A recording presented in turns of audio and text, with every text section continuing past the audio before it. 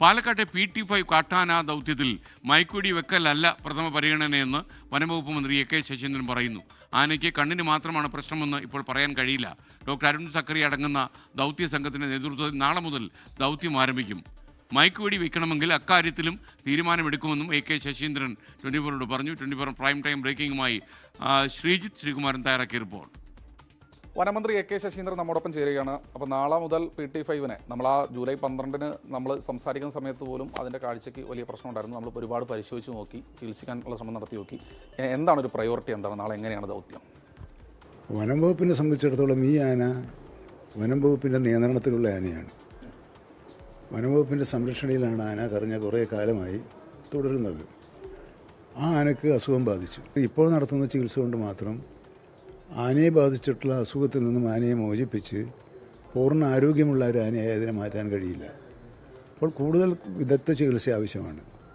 Operation ഉൾപ്പെടെയുള്ള ചികിത്സ ആവശ്യമാണ്. അങ്ങനെ വരുമ്പോൾ അതിനെ പിടികൂടേണ്ടതുണ്ട്. പാലക്കാട്ടെ മുതിർന്ന വനംവകുപ്പ് ഉദ്യോഗസ്ഥന്മാരുള്ള സ്ഥലമാണ് ഇവിടെ.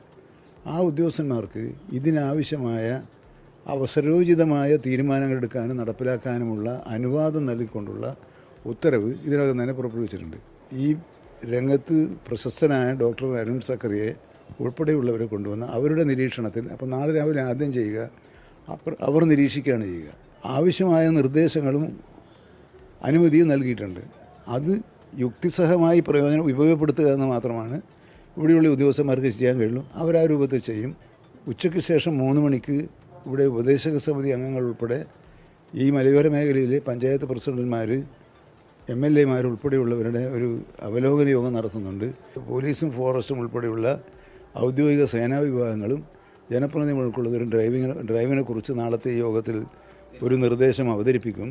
ആ നിർദ്ദേശം സമിതിക്ക് സ്വീകാര്യമാണെങ്കിൽ അതുമായിട്ട് മുന്നോട്ട് പോകാനാണ് ഇപ്പോൾ വനം വകുപ്പ് ആലോചിച്ചിട്ടുള്ളത്. മുൻഗണന ഈ ആനയെ രക്ഷിക്കുക, പൂർണ്ണ ആരോഗ്യമായി തിരിച്ചു കൊണ്ടുവരിക എന്നുള്ളതാണ് വനം വകുപ്പ് ലക്ഷ്യമിടുന്നത്. ഇതാണ് വനമന്ത്രിക്ക് പറയാനുള്ളത്. ലക്ഷ്യം എന്തായാലും, ദൗത്യം എന്തായാലും വിജയമാകട്ടെ. രാജീവ് സുദേവിനൊപ്പം ശ്രീകുമാരൻ, 24 പാലക്കാട്.